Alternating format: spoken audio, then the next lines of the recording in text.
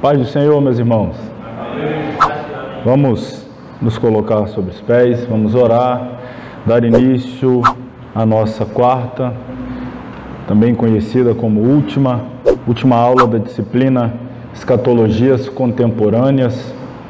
E acredito que, apesar das dificuldades que essa disciplina se nos apresenta, mas ainda assim conseguimos aprender bastante coisa e ser edificado. E hoje vamos concluí-la. Santo Deus e Pai, nós te louvamos por mais uma vez termos a graça, a bênção, o privilégio de estar reunido na tua presença, na tua casa, com os teus servos, para aprender e estudar a tua palavra.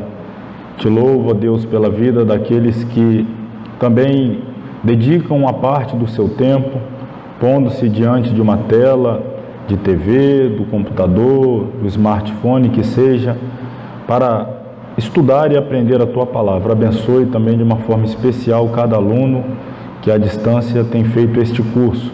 Dá-nos hoje, ó Pai, uma compreensão ampla do ensinamento da tua palavra, que possamos sair daqui animados, fortalecidos e edificados pelo poder da tua palavra.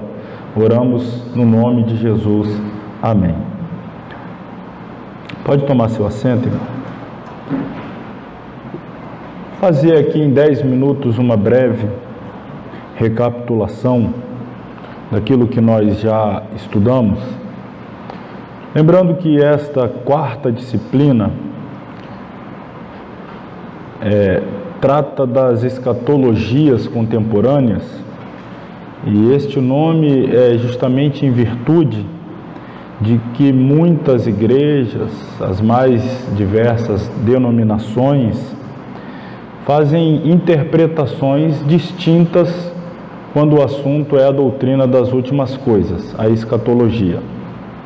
E, embora tenhamos a nossa linha interpretativa baseada justamente na interpretação literal dos textos, nós precisamos, de certa forma, claro que não com extrema profundidade, mas de certa forma, sim, relevante, precisamos compreender de que maneira aqueles que entendem a escatologia diferente de nós, de que maneira eles interpretam os textos futurísticos, especialmente no que tange dois temas cruciais da escatologia, a saber, o milênio e a tribulação. Então nós vimos aí as interpretações acerca do milênio que muitos fazem, dando origem às chamadas doutrinas amilenistas agostiniana, amilenista clássica. Vimos também o pós-milenismo, vimos ainda o pré-tribulacionismo histórico e vimos também o pré-tribulacionismo dispensacionalista. Vimos aí especialmente como a interpretação figurada, alegórica dos textos podem permitir chegar a conclusões as mais diversas, tanto quanto possível for, sempre que se propor dizer que o que está escrito não quer dizer exatamente aquilo que está escrito, mas que não passam de símbolos, figuras, alegorias, e aí, então, nós temos uma vasta gama de possibilidades de interpretação. Ao passo que a interpretação literal do texto não nos dá muita margem para sairmos fora daquilo que o texto exatamente quer dizer. E é exatamente dentro dessa linha que nós defendemos o pré-tribulacionismo dispensacionalista. Lembrando também que a diferença dele para o pré-milenismo, o pré-milenismo histórico, a diferença para o pré-milenismo dispensacionalista é justamente a questão da posição em que Israel se encontra ou se encontrará no milênio, e também a compreensão de que cada etapa da história o Senhor se relacionou por intermédio de dispensações, e nós estamos vivendo um intervalo entre a 69ª e a 70ª semana de Daniel, e este intervalo nós temos nele a dispensação da graça, da igreja, do Espírito Santo, o qual, ao findar, vai dar o retorno a Israel na conclusão das 70 semanas, que é o período da grande tribulação, e logo na sequência, então, o milênio literal. Pois bem, hoje nós vamos nos ater, de certa forma, às visões tribulacionistas. Como é que interpretam a questão da tribulação em relação à igreja? Em que momento a igreja ela será assunta aos céus, arrebatada, levada pelo Senhor? Seria antes da tribulação, no meio, depois, integral, parcial se daria esse arrebatamento? Então, nós vamos agora fazer esse estudo. Página 153, nós temos aí o sétimo capítulo, visões tribulacionistas.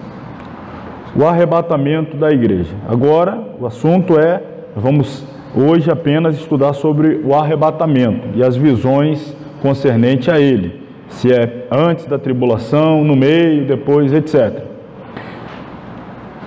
A palavra arrebatamento vem do grego harpazo, ou harpazo, que pode ser traduzido por roubar, arrebatar, tomar ou arrancar com força. E aí seguem-se as referências bíblicas. A doutrina do arrebatamento é particularmente ensinada por Paulo aos Tessalonicenses. Vejamos o que diz Paulo na sua primeira epístola aos Tessalonicenses, capítulo 4, versículo 17. Nós, os vivos, os que ficarmos, seremos arrebatados juntamente com eles, entre nuvens, para o encontro do Senhor nos ares. Claro, apenas aqui relembrando o contexto, Paulo está escrevendo uma epístola para sanar dúvidas acerca daqueles que morreram. Os crentes de Tessalônica ficaram preocupados, porque desde sempre eles entenderam, foram ensinados, doutrinados, de que Jesus haveria de voltar e buscar a sua igreja. É compreensível, em certo sentido, a ignorância dos tessalonicenses. Quando uso o termo ignorância, me refiro ao fato de que eles não tinham pleno conhecimento da doutrina escatológica, haja visto que Paulo, ao fundar essa igreja, se viu obrigado a rapidamente ter que deixar a cidade de Tessalônica, visto a perseguição que ele sofreu em Filipos, em Bereia. Chegando em Tessalônica, ele mais uma vez perseguido, e ele precisa deixar e descer para a região da Caia, onde ele vai a Corinto e funda as igrejas ali nas proximidades de Atenas. Então ele não teve muito tempo, e por óbvio, você fundando uma igreja e não tendo muito tempo para pavimentá-la nas doutrinas cristãs, você vai dar mais ênfase às doutrinas soteriológicas, a doutrina da salvação, santificação, e ele não teve muito tempo para, vamos dizer assim, dissecar a doutrina escatológica, a doutrina das últimas coisas. Mas ele deixou claro para os irmãos que eles deveriam manter-se fiéis, haja visto que Jesus breve voltaria para arrebatá-los. E a preocupação foi a seguinte: alguns irmãos morreram em virtude do passar do tempo, e eles se questionavam: será que aqueles que morreram, quando o Senhor voltar, eles perderam a promessa? Será que eles não vão ter direito a ser levados pelo Senhor? Então Paulo vai escrever a epístola para explicar como se dará os eventos em torno do grande evento do arrebatamento da igreja. E aí Paulo então vai explicando que os que morreram em Cristo não perderam a esperança, ela está conservada, mantida. Quando Cristo voltar para buscar a sua igreja, aqueles que morreram em Cristo ressuscitarão, inclusive primeiro do que os vivos, E à medida que eles estiverem sendo levados, nós, os que estivermos vivos, aí é o texto onde lemos, seremos também arrebatados juntamente com eles, com a finalidade de encontrarmos com o Senhor entre as nuvens, nos ares. E Paulo conclui dizendo que assim estaremos para sempre com o Senhor. Então aí está, a igreja será levada a se encontrar com o Senhor, resta saber quando se dará isso. Não falo agora de data, mas falo sobre, em relação ao período da tribulação, em que momento em relação à tribulação, antes, durante, depois, etc. Voltando aí, há uma grande controvérsia entre os expositores bíblicos acerca desta doutrina. Alguns dizem que o arrebatamento da igreja ocorrerá antes do início da grande tribulação. Esse modo de enxergar a doutrina exige que a segunda vinda de Jesus ocorra, vocês todos lembram-se, em duas fases. Tá? Mais uma vez, reforço, estamos aqui no nível médio, essa doutrina escatológica foi estudada no nível básico, lá a gente foi dando as etapas, aqui nós estamos avançando mais, mas você lembra lá, o Senhor vem até as nuvens, arrebata a igreja, e depois a segunda fase, que é quando ele então vem com a igreja para estabelecer o reino literal milenar na terra. Ok, então nós que acreditamos, a partir do viés pré-tribulacionista, acreditamos então que a vinda do Senhor se dará em duas fases. A primeira fase é secreta, para o encontro da igreja nos ares. Esta fase é o arrebatamento da igreja. A segunda fase é visível, quando Jesus colocar os seus pés no Monte das Oliveiras, quando restaurar o reino de Israel e julgar as nações. Seguem-se as referências. Ok, aqui está a linha interpretativa pré-tribulacionista. Porém, outros há que acreditam que a segunda vinda só tem uma fase e, portanto, o arrebatamento da igreja acontecerá em sua segunda vinda após a tribulação. E aqui temos não apenas pós-tribulacionista, mas amilenistas, pós-milenistas, ou seja, eles não acreditam em dois momentos, para ele é tudo uma coisa só. E no caso de amilenista, inclusive, acredito que o milênio é apenas figurado, não literal, mas apenas um reino espiritual, onde o Senhor reina através da igreja. Temos ainda um outro grupo, não bastasse estes, mas temos ainda um outro, composto por aqueles que acreditam que a igreja será arrebatada no meio da tribulação. A seguir veremos resumidamente os dois diferentes aspectos do arrebatamento da igreja. Me refiro, dois aspectos, quanto ao tempo e quanto ao modo. Quando será e como será. Mais uma vez, repito, irmão, eu estou usando o termo aqui, quando será, não estou querendo dar data, não. Estamos falando em relação à tribulação. Quando será em relação à tribulação. E aí, nós até compartilhamos hoje no grupo, falando aqui sobre a questão do arrebatamento, que eu sempre bato nessa tecla, que é o mais importante, que nós tenhamos total segurança, que é, quanto à volta de Jesus, não é prudente apenas especular, fica apenas no campo teológico, investigativo, ou, usando a expressão, especulativo, fazendo contas, cálculos, tentando encontrar data, não é prudente. Agora, é sim imprescindível o quê? Estar preparado e o aguardar. Mais importante do que saber quando ele vem, é estar convicto de que estou pronto para encontrá-lo. Que adianta? Imagine que alguém sabe quando ele vem, mas não está pronto para encontrá-lo. É melhor não saber e estar pronto do que saber e não estar pronto. E em relação à tribulação, tem gente que sabe, é antes, é durante, é depois, sabe. Agora a questão é, está pronto? Claro, fiz este parêntese aqui sempre para ressalvar. Estamos em uma sala de aula de escola teológica, aqui nós lidamos com textos, estudamos, nos aprofundamos, mas sempre é importante abrir um parêntese para ressaltar, o mais importante é a vida com Deus, é a vida no altar, é a comunhão, é a santificação, é estar preparado para encontrar-se com o Senhor. Mas vamos lá, vamos estudar e entender o que preconiza cada uma dessas visões em relação à tribulação. O pré-tribulacionismo, o meso ou mid-tribulacionismo e o pós-tribulacionismo. Vamos entender como eles defendem, vamos entender como eles interpretam os textos, vamos analisar as deficiências, os pontos fracos que fazem com que não seja possível sustentar algumas teses.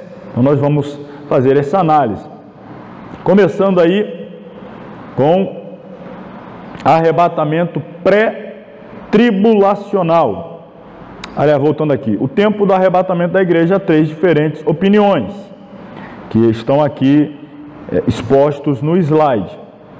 O pré-tribulacionismo, o meso e o pós. Vamos começar então pelo pré. O propósito da tribulação não é purificar a igreja, nem disciplinar os crentes, mas sim purificar a nação de Israel. Perceba, irmão, isso aqui é fundamental. A visão que nós temos sobre Israel e a sua diferença em relação à igreja é fundamental na hora de fazer essa interpretação. Quando a gente caminha no campo teológico da teologia da substituição, acreditando que a igreja substituiu Israel, no sentido de que todas as promessas veterotestamentárias direcionadas a Israel foram anuladas em relação a Israel enquanto nação, e agora então são aplicadas e cumpridas em relação à igreja enquanto um Israel espiritual. Se nós palmilharmos essa estrada, então nós vamos ter dificuldade aqui na hora de colocar cada um no seu devido lugar. A gente estudou os povos, como Deus enxerga o judeu, o gentio e a igreja, e isso não mudou. Como Deus lida com o judeu, como Deus lida com o gentio e como Deus lida com a igreja. Cada povo é um povo distinto. E aqui então, o período da tribulação não é um período de purificação nem de disciplina da igreja, mas sim da nação de Israel, preparando-a justamente para o quê? Para que ela tenha direito ao reino, para que ela possa acessar o reino, reinar física e literalmente com Cristo no milênio. A igreja será arrebatada antes da tribulação. Nesta fase da segunda vinda, Jesus vem para a igreja. Na segunda fase, Jesus vem com a igreja. Alguns interpretam a apostasia, lá onde está o texto, isto não acontecerá sem que primeiro venha a remoção. Então alguns interpretam não em seu sentido negativo, afastar-se referindo aqui ao afastamento da fé, mas como sendo a remoção ou partida da igreja, como em 2:7, que seja afastado aquele que o detém. Nós interpretamos e entendemos como sendo tanto a igreja quanto a ação do Espírito Santo nesta dispensação. Nesta ocasião, os cristãos serão julgados diante do tribunal de Cristo. Estamos falando do julgamento das obras para recebimento de galardão. Lembrando, esse julgamento nada tem a ver com salvação ou perdição. Vocês devem lembrar, a gente falou aqui bastante. A igreja sendo arrebatada, ela comparece ao tribunal de Cristo para ser julgada as suas obras, a fim de que receba ou não galardão. Ela não vai ser arrebatada para ser julgada, para saber se ela deve continuar no céu ou de lá ser removida. Foi arrebatada o julgamento de obras. Não é um julgamento para receber ou não a vida eterna, mas sim para receber galardões. O crente não entra em juízo, pois o trono de juízo, o trono branco, será estabelecido somente depois da rebelião da humanidade contra Cristo, ou seja, no final do milênio. No juízo final, haverá julgamento das obras, quando o livro da vida será aberto juntamente com o livro das obras. Não é assim com os crentes. Suas más obras já foram julgadas no sacrifício do Calvário. Os nossos pecados foram julgados em Cristo e ele recebeu a condenação pelos nossos pecados. A sentença de morte que era contra nós foi colocada contra ele porque ele assumiu os nossos pecados. Então, o julgamento dos pecados do crente já aconteceram no Calvário e o Senhor Jesus já assumiu a culpa no nosso lugar.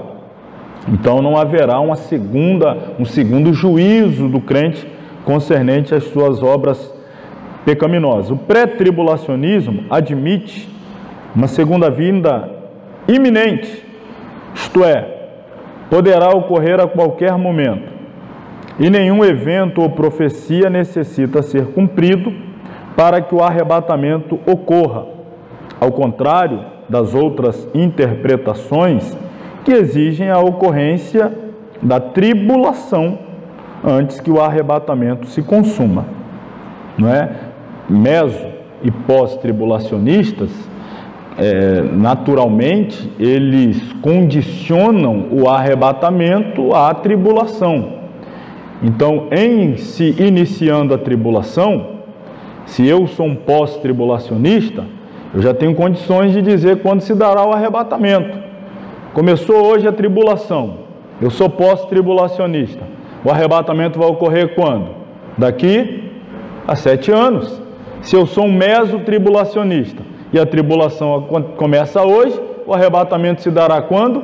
Daqui a 3 anos e meio. Então ele perde o caráter de iminência, de surpresa, se nós condicionarmos o arrebatamento à tribulação. Pré-tribulacionistas não condicionam. O arrebatamento é um evento indistinto da grande tribulação. Óbvio que ele dá início à tribulação. Uma vez que a igreja sendo removida, o juízo de Deus começará sobre a terra. Mas nós não somos capazes de dizer quando se dará o arrebatamento. Temos condições de dar precisar esta ocasião. Então, para o pré-tribulacionista, a primeira ressurreição terá pelo menos 3 fases. Já se iniciou com a ressurreição de Cristo, como as primícias dos que dormem. Depois segue-se a ressurreição dos justos mortos, o texto que Paulo fez referência, no arrebatamento, pouco antes da tribulação. E depois temos a terceira e última fase, que é imediatamente após a tribulação, dos santos que morreram durante a tribulação, os mártires, para poderem acessar também o milênio em corpos espirituais e glorificados.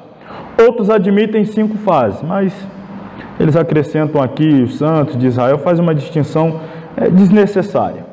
Bom, vamos falar um pouco mais então de pré-tribulacionista, só para a gente colocar melhor assim, apresentado os tempos, conceitos, etc. Vamos lá. Então, o pré-tribulacionismo, o arrebatamento da igreja é iminente e vai acontecer antes da tribulação.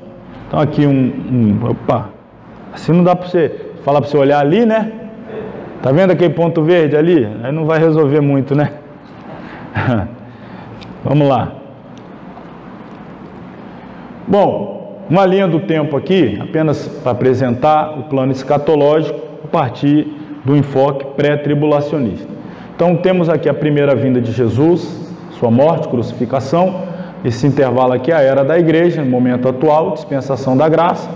Aqui então o arrebatamento, encontro dos salvos com o Senhor nos ares, e aí o start para o início da tribulação, aqui os 7 anos da tribulação, e então a segunda fase da vinda do Senhor, a volta de Cristo em glória, junto com a igreja, 7 anos depois, então, do arrebatamento, estabelecimento do milênio literal, e ao final do milênio, juízo final e eternidade, como temos aprendido desde sempre. Uma Bíblia nos apresenta a partir de uma interpretação literal dos textos escatológicos. Ainda aqui o Velho Testamento, a perspectiva escatológica, período da igreja, as parábolas, período das 7 igrejas. As 7 igrejas, na verdade, representam justamente a totalidade da igreja, da dispensação da igreja. Temos o período da tribulação. Podemos separar em 2 períodos de 3 anos e meio, o segundo sendo muito mais intenso do que a primeira metade. Inclusive vocês vão encontrar alguns livros que alguns teólogos gostam de chamar todo o período de tribulação, como aqui está, chamando apenas os últimos 3 anos e meio de grande tribulação, para dar essa distinção, essa ênfase maior ao período mais intenso de juízo. Seria aqui o ápice da ira de Deus. Mas enfim, então antes aqui temos o arrebatamento, depois a vinda do Senhor em glória, o início do milênio e etc., como nós já vimos. Logo, está posto aí, pré-tribulacionismo, arrebatamento e segunda vinda, são eventos relacionados, mas distintos. Quando eu falo arrebatamento e segunda vinda, a gente pode entender também como a segunda vinda sendo dividida em 2 fases. A primeira fase, invisível, até as nuvens, a igreja sendo raptada, ou seja, arrebatada, a encontrar-se com o Senhor. E a segunda fase, então, a fase visível, a manifestação gloriosa, para vencer o anticristo, o falso profeta, aprisionar Satanás, julgar as nações e estabelecer o milênio. Desta forma, o arrebatamento torna-se um evento iminente, podendo acontecer a qualquer momento, fazendo com que a igreja tenha a necessidade constante de estar preparada, vigilante em santificação, e então Jesus depois volta com os seus para estabelecer o milênio literal. Aqui está então um escopo da visão pré-tribulacionista. A igreja, o arrebatamento, a tribulação, a volta em glória, o milênio. Pois bem, vamos ver aí a questão do arrebatamento midi ou meso tribulacionista.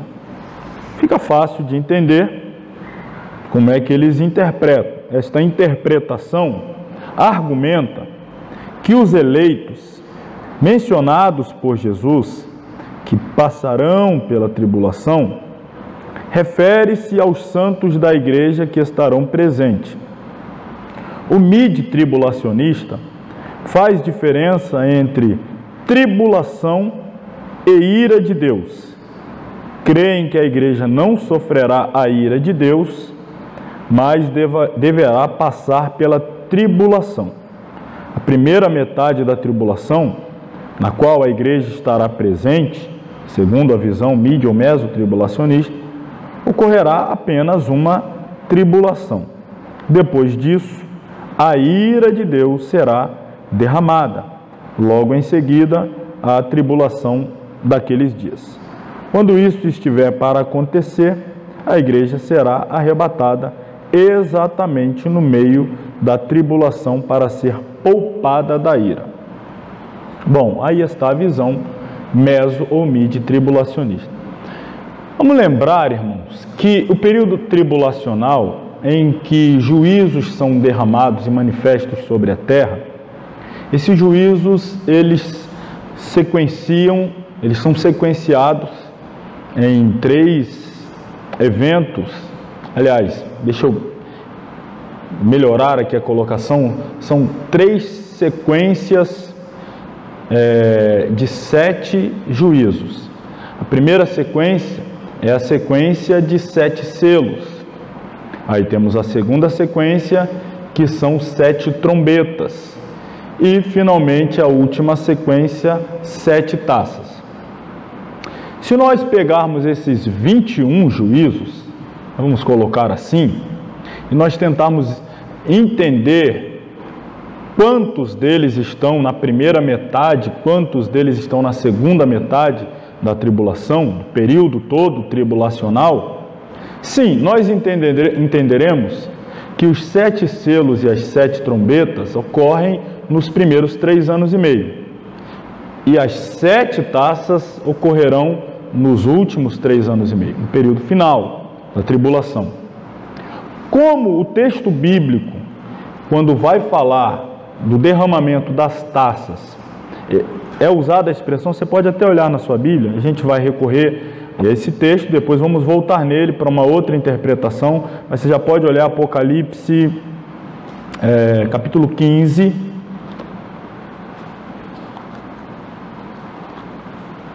Apocalipse capítulo 15,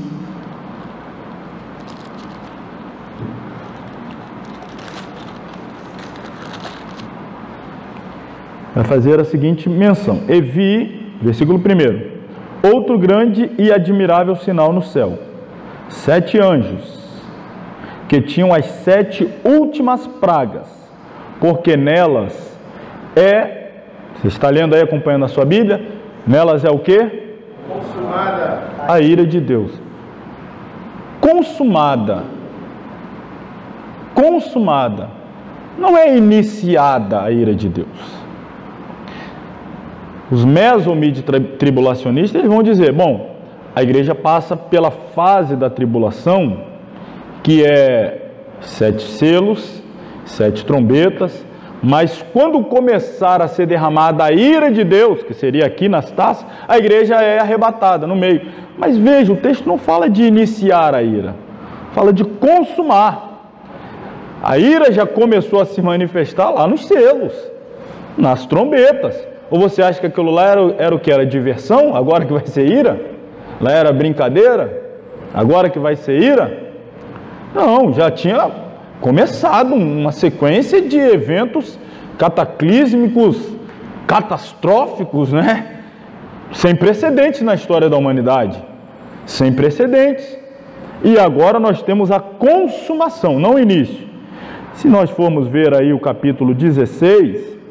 E eu vi, versículo 1, eu vi, vindo do templo, uma grande voz que dizia aos 7 anjos, ide derramai sobre a terra 7 taças da ira de Deus. Mas não está começando aqui a ira, as 7 taças são 7 taças da ira. Mas o capítulo 15 diz que essas taças são a consumação da ira. Percebem, viu como é que a gente leu o 15:1 e o 16:1.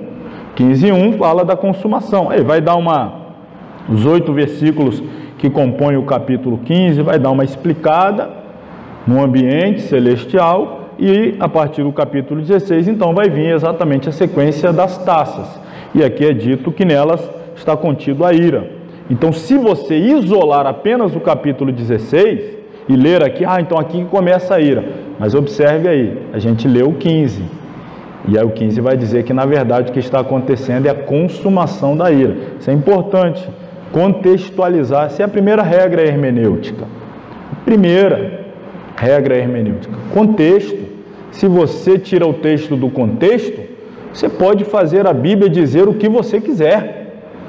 Você isola texto e você vai provar espiritismo, você vai provar necromancia. Se você isolar texto, tem gente aí dizendo até que a Bíblia prova relações homoafetivas e por aí vai. Isolando o texto, você faz a Bíblia dizer o que você quiser.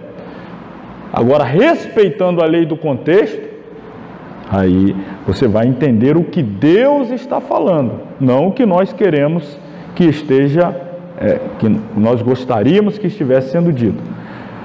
Então, olhe lá. Mid-tribulacionismo. A igreja vai ser arrebatada depois de 3 anos e meio da tribulação. Interpretação aqui, mid ou meso, tribulacionista. Então, meso-tribulacionismo, o arrebatamento ocorre na metade da tribulação. A igreja escapa da grande tribulação. Falei para vocês essa distinção que alguns fazem, chamando todo o período de tribulação e os 3 anos e meio finais de grande tribulação. Então aqui é a dispensação da igreja, aqui começa a tribulação, os 7 anos, a igreja seria arrebatada aqui na metade e depois volta aqui para dar início com Cristo ao milênio. Mas nós já argumentamos, né? E vamos continuar argumentando. As deficiências desse sistema interpretativo. Primeira deficiência, eu já citei, nega o caráter de iminência do arrebatamento. O que é o caráter iminente? Significa um evento que pode acontecer a qualquer momento, fazendo com que a igreja esteja em constante alerta, vigilância. Para que Jesus pregou sobre vigilância? Não preciso ser vigilante, só preciso saber quando começa a tribulação para saber exatamente quando se dará o arrebatamento.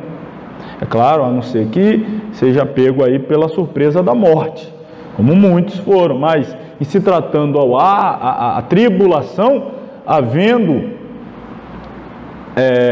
o arrebatamento mesotribulacional, o caráter iminente do arrebatamento se esvai, inexiste. Implica outra deficiência para mesotribulacionistas, para uma igreja sendo arrebatada no meio da tribulação. Isto implica que a igreja ela sofre para ser purificada. Então o sofrimento de Jesus não foi suficiente. Todos os mesotribulacionistas, você pode pesquisar na internet, ou até pós-tribulacionista, se você assistir vídeos, e não são poucos, teólogos renomados, que nós admiramos, e aqui não precisa perder a admiração por eles, essa questão ela é muito relativa mesmo, não estamos aqui desqualificando ética, moral e espiritualmente ninguém, simplesmente por interpretar a escatologia diferente de nós, mas aqui estou pontuando, nesse sentido aqui, todos aqueles que defendem meso e pós-tribulacionismo, eles vão dizer que a igreja necessita passar por uma purificação. E essa purificação é a tribulação. Só que dizer isso significa também dizer que a purificação ofertada pelo sacrifício do Calvário não foi suficiente. O sacrifício salvífico, o sangue remidor, que história é essa então de que o sangue de Jesus nos purifica de todo o pecado? Eu preciso passar por um fogo purificador extra, porque apenas o sangue não é suficiente? Então, mais uma deficiência, já antecipando aqui, além dos meso, também dos pós-tribulacionistas. Geralmente eles vão defender a necessidade da igreja passar pela tribulação, porque na mente deles a igreja precisa ser provada, purificada. Aí vai pegar textos veterotestamentários aplicados a Israel, vão aplicar à igreja passando pelo crisol para se extrair, arrancar a escória e ter então o melhor ali, ouro refinado ou prata refinado. Mas vem cá, o que é que tira a escória da igreja? Quem é que tira a escória da igreja? Quem foi que tirou a sua escória? O seu lixo, meu, o nosso? Foi o sangue purificador de Cristo? Não foi o encontro com o Senhor? Não é o Espírito Santo que está fazendo esta tarefa de nos talhar, de nos lapidar, de arrancar tudo? Não é a tribulação que vai fazer esse papel. Então, eis aí uma deficiência nesse modo interpretativo.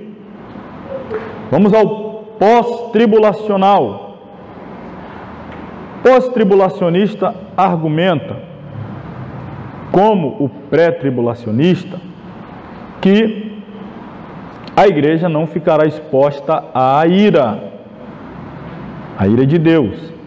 E aí eles fazem aquela distinção entre grande tribulação e a ira. Nós já lemos o texto aqui da ira.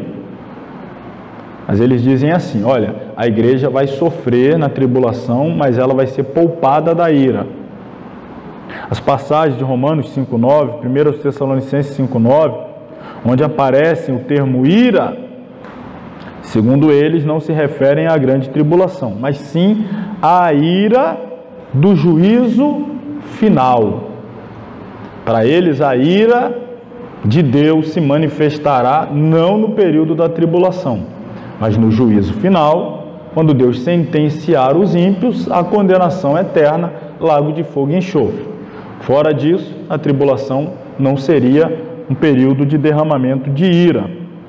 Então, ainda eles argumentam que a igreja participará da tribulação, mas os santos não serão atingidos pela ira de Deus, serão poupados dela. A passagem de Apocalipse 3,10, lembra lá a igreja de Filadélfia?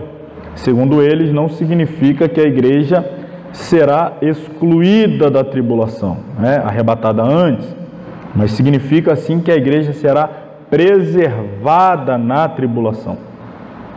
Eles dão a esta passagem a seguinte interpretação: eu te guardarei na hora da provação que há de vir sobre o mundo inteiro. Isto significa que a igreja será preservada na tribulação e não excluída dela, segundo o ponto de vista argumentativo dos pós-tribulacionistas. Para eles, a primeira ressurreição só tem uma fase, que ocorrerá no começo do milênio, já que não há nenhum intervalo entre a vinda de Jesus para a igreja e a vinda com a igreja. Esse aqui para mim é o ponto mais difícil, mais complexo. Por quê? Se a igreja é arrebatada depois da grande tribulação e logo se estabelece o milênio, então a igreja sobe e desce, sobe e já volta. O intervalo aqui seria um intervalo, claro, aí eles vão argumentar a diferença entre Cronos e Kairos, esse abrir e fechar de olhos entre a igreja subir e descer, que fosse um dia, para Deus é como quanto? Aí eles vão para esse argumento, não, vai ser passado um dia, mas para a igreja, nesse vai e volta, é como se estivesse gozando e usufruindo por um período de tempo enorme no céu, até que volte para estabelecer o milênio. Então, é o ponto mais complexo, um arrebatamento pós-tribulacional subindo e já retornando de imediato para a inauguração do milênio. Para eles não há nenhum intervalo entre a igreja, entre a vinda de Jesus para a igreja e a vinda com ela. Nenhum santo morre durante este interlúdio, palavra que o presbítero Ronaldo ama aí, interlúdio. Portanto, não há necessidade de duas fases na ressurreição dos justos. Para os pós-tribulacionistas, aquele que o detém, vamos falar agora do texto de 2 Tessalonicenses 2,7, a questão da atuação do anticristo nesta terra, que ainda não deu início com toda a sua efusão, embora já opere o espírito do anticristo, mas há um que o detém. Nós entendemos que é a presença da igreja, o Espírito Santo no meio da igreja, detendo a ação do anticristo. Uma vez a igreja sendo arrebatada e a dispensação da graça se encerrando, o anticristo tem liberdade para estabelecer aí o seu reino, o seu pseudo-reino, que é no período tribulacional. Mas os pós-tribulacionistas, para eles, aquele que o detém, que será removido, é o Espírito Santo. Sim, ok. E sua retirada não acarreta a remoção da igreja. Então quem sai? O Espírito Santo. Mas a igreja fica. Aí a pergunta que não quer calar: existe igreja sem Espírito Santo? E aí? Bom, um culto já é desesperador. Se você participar de um culto e não sentir a presença do Espírito, fica aquela coisa assim, você já confessa pecados de vidas passadas, você acha que o problema é com você, mas eu vou ficar 7 anos de tribulação a igreja aqui sem Espírito Santo? Complicado, né? Outros interpretam que nem o Espírito Santo nem a igreja serão afastados. Mas quem será afastado é quem? Aí embolou tudo. Então ele já está atuando, ele vai ser afastado. Segundo esta interpretação, a passagem ficaria desse modo: agora sabeis o que o detém. Na verdade, quem está sendo detido, impedido de atuar, não é o anticristo, é o poder de Deus. O anticristo está impedindo Deus de operar. Olha como é que já inverteu aqui. Então, quando o anticristo for removido, aí Deus, agora eu vou conseguir agir. Estava difícil agir com o anticristo me atrapalhando aqui. Olha que coisa louca, né? Então, para eles, o que detém, no caso, é o poder de Deus que está sendo detido, e o anticristo é que é removido. Pois o mistério da iniquidade opera. Somente há um Deus que agora o detém, até que ele, o anticristo, seja removido do caminho. Então, eis aí a visão pós-tribulacionista. Vamos tentar explicar um pouco melhor isso aqui. Pós-tribulacionismo. O arrebatamento da igreja acontecerá depois da tribulação. A igreja terá que passar pela tribulação toda, os 7 anos, a visão pós-tribulacionista. Então, o arrebatamento e a segunda vinda, ou a segunda fase da vinda de Jesus, são um único evento, separado apenas por momentos, que não dá para a gente dizer que momentos são, minutos, horas, segundos, dias, não dá para saber. Cristo leva os santos e retorna com eles para estabelecer o reino. Então aqui dispensação da igreja, tribulação, a igreja começa o milênio. Deu para entender? Mas é isso aí. Se você quiser sair daqui hoje pós-tribulacionista, vá com Deus. Vai enfrentar tribulação sem Espírito Santo, não sei o que.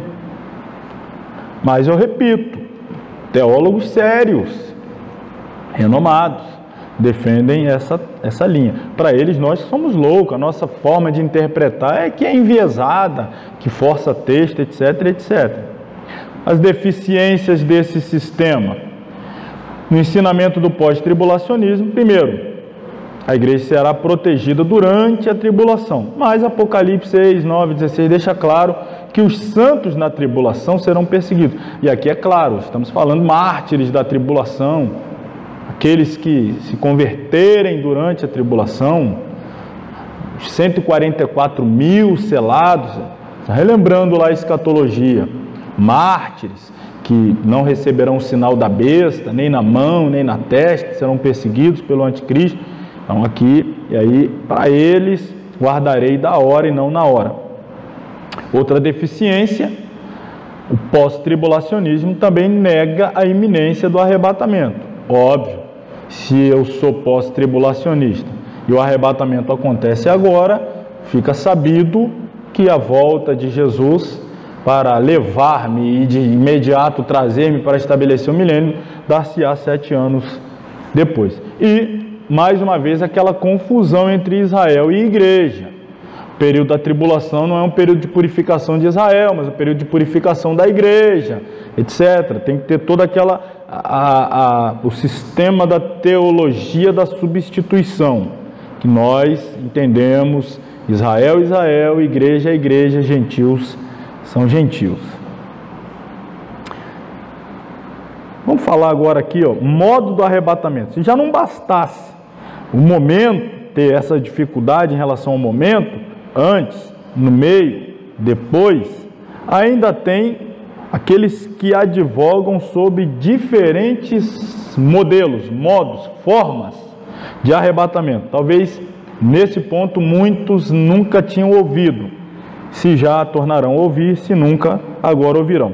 Há 2 escolas de pensamento quanto ao modo do arrebatamento da igreja.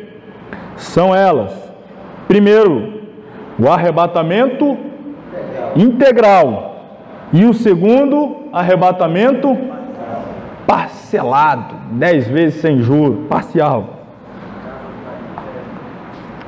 Preparem, hein? Arrebatamento integral. Esta linha de pensamento ensina que a igreja será arrebatada integralmente. Nenhum crente ficará de fora. Apesar dos seus pecados, as Escrituras ensinam que a igreja de Jesus, sua noiva, é gloriosa, sem mácula, nem ruga, nem coisa semelhante, porém santa e sem defeito. Isto significa que nenhum de seus membros poderá faltar. Claro, irmãos, estamos falando aqui da igreja verdadeira, igreja com I maiúsculo, igreja salva, lavada, remida. Estamos falando de igreja, denominação, placa, instituição, membresia terrena. Estamos falando da igreja de Jesus. Total, será arrebatada, toda ela. Nenhum membro dela ficará de fora. Porque se isso acontecer, seria uma igreja incompleta, defeituosa. A Escritura diz que a igreja já foi santificada. Portanto, se na hora do arrebatamento algum cristão foi encontrado em desobediência, eu vou explicar esse termo aqui, ele não será, ou ela, essa pessoa, ou esse, não será deixado, mas juntamente com os fiéis, será arrebatado. Todavia sofrerá ele dano, isto é, sofrerá perda de galardões. Nós entendemos assim: A igreja será arrebatada plena, total, integralmente. Dependendo da conduta do cristão, ele pode vir a perder galardões ou receber. Nós já estudamos isso também. Tribunal, julgamento das obras. Não tem a ver com salvação, porque salvação não é por obras, mas por graça. E aí, por exemplo, um crente fiel, salvo, lavado, o sangue de Jesus, vivendo uma vida piedosa. O que mais ou menos aqueles que advogam sobre o arrebatamento parcial, eles vão, claro, pegar alguns pontos até extremos, mas alguns pontos muito simplórios.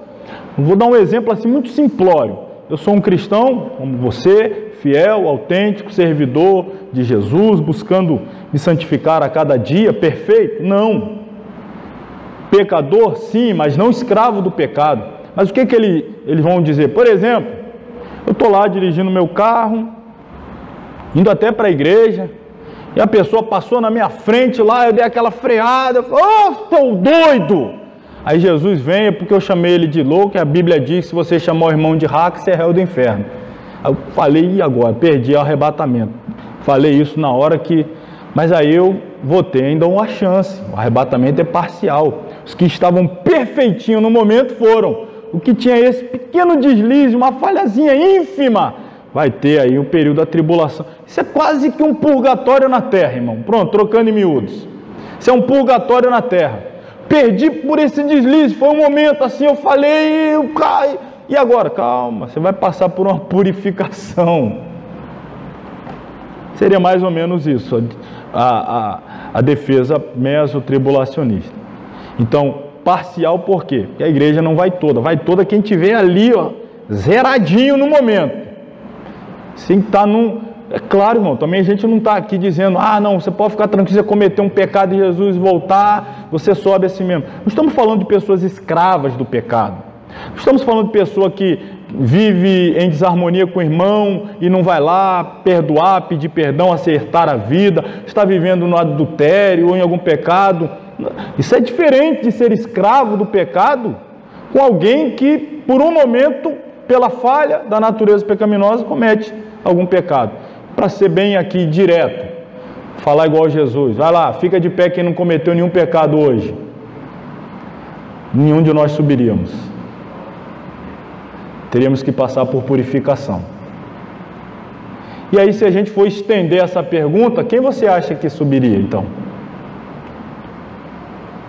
Então, eu não estou falando desse erro que você cometeu, e ali, 5 minutos depois, Senhor, me perdoa, foi no momento ali, Senhor, me... e tal. Não, se foi naquele momento e o arrebatamento aconteceu, você ficou, já era. Aí vai ter que passar pela tribulação para passar por uma purificação para poder ser arrebatado depois. Não tem lógica, irmão. Aí vai advogar sobre o arrebatamento parcial. Então, é nesse sentido que eu estou falando aqui. O crente foi encontrado em uma pequena, aqui usei o termo, numa desobediência, será deixado para ser purificado. Vamos ver então como é que se fala aqui, como é que apresenta a sua tese os que creem no arrebatamento parcial. Segundo este modo de pensar, vê-se um segmento da igreja arrebatada antes da tribulação e outro segmento da igreja permanecendo na terra durante toda a tribulação. Portanto, o arrebatamento é pré-tribulacional para alguns e pós-tribulacional para outros. Então, acaba que os dois sistemas vigoram. Alguns vão no arrebatamento antes da tribulação e alguns ficam para ser arrebatado depois. Defensores desta interpretação argumentam. Olha o argumento deles aí. Abro aspas. Extraído de livros que defendem essa linha. Aspas. A base da transladação, arrebatamento, deve ser a graça ou a recompensa. Aqueles que esperam que todas as pessoas na igreja verdadeiramente serão trasladadas, o termo para arrebatada, de uma só vez, pensam que a transladação é totalmente pela graça, que a salvação é pela graça. Depois de as pessoas serem salvas, no entanto, recebem galardão pela sua fidelidade e vigilância. Repetidas vezes, os crentes são advertidos contra a falta destas. 1 Coríntios 3, 14 e 15, conta-se-nos que há galardões para os crentes. Aí olha o argumento aqui que ele diz: ora, não é a transladação um galardão? A pergunta: não é o arrebatamento um galardão? Então, perceba por onde ele já está indo. Quando a Bíblia fala da possibilidade de perda do galardão, estaria se referindo à possibilidade da perda do arrebatamento, não da salvação, do arrebatamento. Permaneceria salvo, mas teria que passar pela tribulação e ser arrebatado depois. E aí ele prossegue: cremos que as frequentes exortações nas Escrituras, no sentido de vigiarmos, sermos fiéis, estarmos prontos para a vinda de Cristo, vivermos vidas cheias do Espírito, sugerem todas elas que a transladação é um galardão. Segundo ele aí, aqueles que adotam esta interpretação entendem que a parábola das 10 virgens, não como sendo a nação de Israel, mas sim a igreja. Contudo, a distinção entre as 5 virgens prudentes e as 5 nécias não é entre os crentes verdadeiros e falsos, mas sim entre os fiéis e os infiéis. Bovetti, que é um teólogo defensor dessa linha, vai dar aqui 8 razões para esta interpretação. Então perceba, ele vai fazer aqui uma exegese da parábola das virgens para defender a tese de um arrebatamento pré-tribulacional para um grupo da igreja e um arrebatamento pós-tribulacional para um outro grupo. Então, segue aí mais uma vez, aspas. Primeiro, ele argumenta: todas as 10 mulheres são virgens, não meras pretendentes à virgindade. Elas não se chamam de virgens, o Senhor assim as chama. Então, ele está defendendo ser a totalidade da igreja. 2. Todas as 10 tinham lâmpadas acesas, o que significa que a sua profissão de fé era apoiada por boas obras. 3. Saem com o desejo de encontrar-se com Jesus, indicação esta de um coração verdadeiramente convertido. 4. Suas lâmpadas ficam acesas por algumas horas, o que indica que tem o azeite da graça. O texto não é explícito quanto a algumas das lâmpadas chegarem a apagar-se. 5. São consideradas dignas de chegarem à primeira ressurreição, a ressurreição dentre os mortos, o que é o caso somente dos filhos de Deus. 6. As virgens nécias adormecem juntamente com as prudentes e acordam juntamente com elas. 7. As virgens nécias estão prontas para entrar se o noivo chegar cedo, ao invés de tarde, ou seja, antes de adormecerem. Finalmente, em 8º lugar, mesmo no fim, continuam sendo virgens. A qualificação interna é essencial para as bodas. Sua única deficiência está dentro do âmbito da sua capacidade circunstancial e secundária, como eu dei o exemplo aqui de uma circunstância momentânea, do arrebatamento. Então ele está fazendo essa aplicação. Falta-lhes uma segunda medida de azeite. Os descrentes, por contraste, deixam de satisfazer as duas qualificações. Mas vamos lá, só para fechar. Como é que encerra então a parábola? 5 tendo acesso às bodas e as outras 5 do lado de fora, gritando: abre-nos a porta, Senhor. E qual é a resposta do Senhor a elas? Espere 7 anos, sejam purificadas na tribulação, passe pelo crisol, pelo fogo, purgatório terrestre. Não, o texto deixa claro que elas serão lançadas nas trevas exteriores. Não fala de uma purificação e depois uma chance de arrebatamento pós-tribulacional. Não, fala de juízo. Então, você percebe, Sempre fica confuso essas defesas de tese aí complexas. Então, arrebatamento parcial. Em suma, eles dizem, Só os crentes espirituais serão arrebatados antes da tribulação. Os demais serão arrebatados em tempos de... E outro detalhe, ainda tem aqueles que vão falando de parcelas, tá? Durante a tribulação, não sendo todos os demais depois, tem alguns ainda, por isso o termo parcial. Então, parcialismo, a igreja será arrebatada em estágios, determinados pelo grau de fidelidade e espiritualidade de cada crente. Então, os top das galáxias vão logo aqui. Os pastores estão aqui, né? Aí depois vai os evangelistas, mais ou menos assim. Mantém em dia suas carteirinhas, paguem suas anuidades, tá? Para que não incorra aqui de... Não, mas seria aqui, ó. Esse aqui não precisa de tanta purificação, vai aqui. Esse aqui precisa de mais um pouquinho, coitado. Esse aqui era carnalzão de tudo, mas ainda conseguiu pegar o finalzinho. Você está em qual grupo aí, você? Só pela sinceridade vai vir para cá, tá? Você falou que está nesse, mas pela sinceridade você já andou uma casa para trás. E aí depois teríamos o milênio. Então aqui o fogo mais aceso, aqui a primeira parte, um fogo baixo. O pessoal sendo cozinhado aqui em fogo baixo e depois aqui o fogo alto.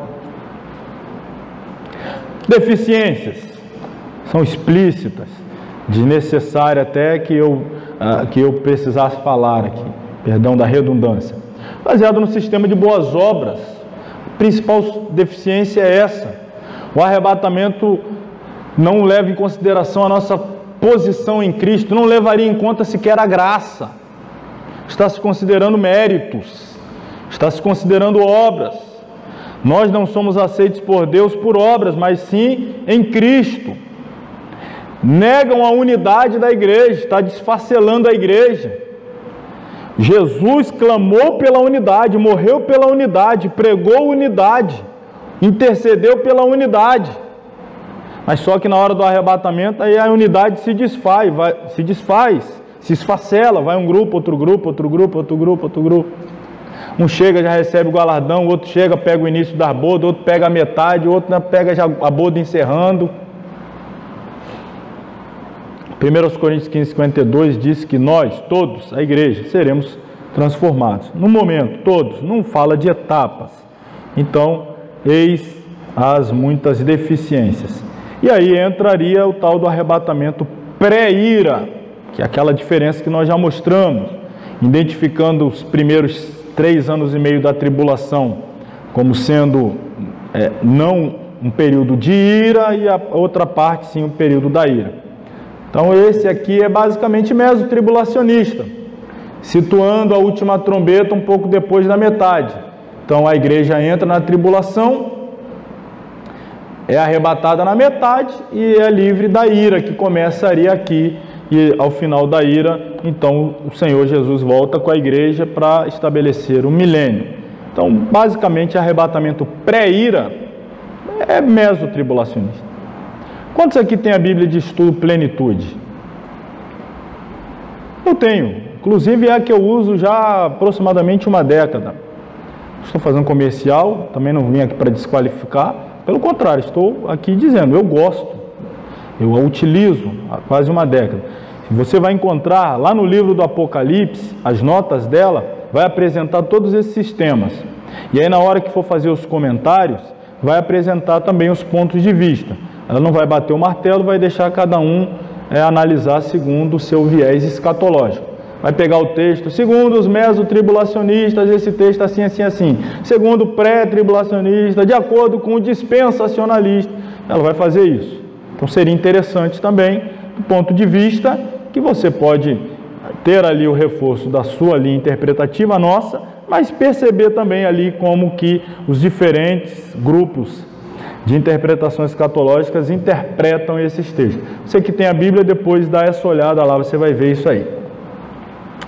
Conclusão, página 157.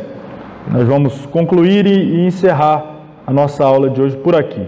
Eu não vou dar início a outra parte não, vou deixar para dar início semana que vem. Temos algo ainda a fazer, nós já vamos aqui então a conclusão. Vou orar, impetrar a bênção, dar a bênção de vocês que vocês estão clamando aí pela prova. Página 157. O presente estudo não tem a pretensão de esgotar o assunto, pois quando se trata de profecias, não há ninguém neste mundo com autoridade vinda de Deus para explicar, sem margens de erro, os acontecimentos futuros. A profecia está selada. É verdade que o Senhor Deus não fará coisa alguma sem primeiro revelar o seu segredo aos seus servos, os profetas. Também é verdade que as coisas reveladas pertencem a nós e a nossos filhos para sempre. Porém, as coisas encobertas pertencem ao Senhor nosso Deus. E ainda, segundo Atos 1,7, não nos compete conhecer os tempos ou épocas que o Pai reservou para ou pela sua exclusiva autoridade. Com estas coisas em mente, devemos percorrer o caminho das profecias com muito cuidado e muita humildade. Embora, irmãos, aqui de vez em quando eu usei método pedagógico que eu costumo utilizar, a gente brinca, a gente dá risada, porque ajuda, facilita a guardar, a gravar, é um método, mas em momento algum sendo desrespeitoso, imaginando que aqueles que pensam diferente de nós não têm nenhuma capacidade, etc, etc. Não, vamos caminhando aqui com cuidado e humildade. Não devemos, porém, nos desanimar, acreditando, como afirmam alguns, que é impossível conhecermos os tempos e as épocas profetizadas. É claro que não ousaríamos descrever os detalhes das profecias, pois estes a Deus pertencem, mas a nós foi dado o privilégio e também o dever de estudá-las. Portanto, ao nos dirigirmos às profecias como crentes, é nosso dever decidir qual sistema hermenêutico adotaremos, se é amilenismo, pós-milenismo ou pré-milenismo. E aqui acrescento, se pré-tribulacionismo, mesotribulacionismo, pós-tribulacionismo, é nosso dever decidirmos. Entretanto, não devemos fazê-lo com arrogância, achando que somos infalíveis. Deus só revela seus segredos àqueles que se humilham perante Ele. Quando fizermos nossas escolhas, não devemos desprezar nossos irmãos em Cristo que adotam sistemas diferentes. Bati muito nessa tecla. Não significa, eu creio que Jesus vem antes, aquele acredita que vem depois. Porque ele acredita diferente de mim, Jesus só vai arrebatar quem acertou. Se você interpretou certo, você vai. Você não, você interpretou errado, você fica. Para aprender aí, interpretar direito. Mas eu volto depois e te pego também. Mas fica aí um pouquinho porque você interpretou errado. Não. Questão salvação é diferente. Quando se trata de soteriologia, doutrina da salvação, a graça, o sacrifício do Calvário, eu posso interpretar uma profecia de um jeito, você de outro, mas se nós estamos seguros na rocha que é Cristo, a nossa salvação está condicionada a Ele. Isso aí é outra coisa. É nosso dever estudar? É nosso dever estudar. Mas saber ou não saber não vai fazer com que alguém seja salvo ou deixe de ser salvo, porque sabe ou porque não sabe. Então, portanto, cabe aqui o velho e ao mesmo tempo atual, apropriado, axioma cristão, que diz: unidade no essencial, tolerância no secundário e amor em tudo. Palavras, se não me engano, ditas por Agostinho, está ali. No essencial, soteriologia, cristologia, né? A doutrina da Trindade. No essencial, unidade. Se a pessoa não acredita que a salvação é em Cristo, eu não posso chamá-lo de meu irmão. Se ela acredita em salvação baseada em outra coisa, se ele não acredita na salvação pela graça, não pode ser, não está na unidade da igreja. A unidade da igreja gira em torno da pessoa de Cristo. Se no que tange a cristologia. Aí vai lá, diz que Cristo não é Deus, é um semideus, é um pequeno Deus, e por aí vai. Aí que Espírito Santo não é Deus, é força ativa. Não tem como ter unidade com quem diminui a pessoa de Jesus e simplesmente anula a pessoa do Espírito Santo. Não tem como ter unidade. Agora, no essencial, unidade. No secundário, o arrebatamento é assim, outro é assado, o milênio é literal, não é? Tolerância. E em tudo, amor, o amor cristão em tudo. Amém? Encerramos aqui então o nosso quarta disciplina. A partir da próxima semana, querendo Deus, nós vamos, irmãos, entrar em uma das disciplinas mais extraordinárias, também do nosso curso, que é a teologia exegética. Nós vamos aqui receber ferramentas para nos facultar ou nos possibilitar fazermos interpretações mais aprofundadas dos textos sagrados, as técnicas hermenêuticas, exegéticas, os contextos históricos, políticos, sociais, geográficos, culturais, etc., as línguas originais, etc. Então, a partir da semana que vem, nós vamos falar sobre exegese bíblica, interpretação bíblica, os meios para a boa, sadia interpretação bíblica. Pregador, então, não pode faltar aula nenhuma de teologia exegética. Professor de escola bíblica dominical não pode faltar aula de teologia exegética, senão vira exegeta, não é? Que é aquele que, ao invés de interpretar o texto, fica enfiando no texto o que não está lá. Os exegetas é o grupo do eu acho, eu penso. E os exegetas está escrito, olha que diferença. Exegeta trabalha com o que está escrito. Exegeta, segundo a minha conjectura, segundo o meu modo de... Não, estou interessado em saber o seu modo, não, quero saber o que está escrito. Então, a semana que vem, vamos nos colocar sobre os pés, vamos orar, agradecer a Deus, encerrar essa aula. Espero todos aí na próxima semana para darmos início a esta extraordinária e empolgante disciplina Teologia Exegética. Santo Deus e Pai, nós te louvamos esta noite, mais uma vez, agradecemos ao Senhor pela bênção, pelo privilégio de poder estudar e encerrar mais essa disciplina que nos despertou também acerca da volta de Jesus e a necessidade de estarmos preparados, vigilantes, a nossa vida no altar. Abençoe a tua igreja, abençoe nossos alunos que acompanham esta aula à distância, que eles também possam ter, ó Pai, que eles possam ser envolvidos pelo temor de ter as suas vidas continuamente santificadas, para se encontrarem aptos quando, por ocasião da tua volta, para levar a tua igreja. Nos abençoe, dê-nos uma semana ainda de paz debaixo da tua graça, da tua direção e proteção. Em fim de semana de cultos avivados, alegres, abençoados, cheios da presença do teu Santo Espírito no meio do teu povo, trazendo alegria, renovo, salvação, cura divina, tudo para a glória e honra do nome santo de Jesus, nome no qual oramos nesta noite. Amém. Estenda as suas mãos e que o grande amor de Deus, a graça do Senhor Jesus Cristo, a comunhão do Espírito Santo, seja com todos que amam e aguardam a volta de Jesus. Todos digam amém. Amém.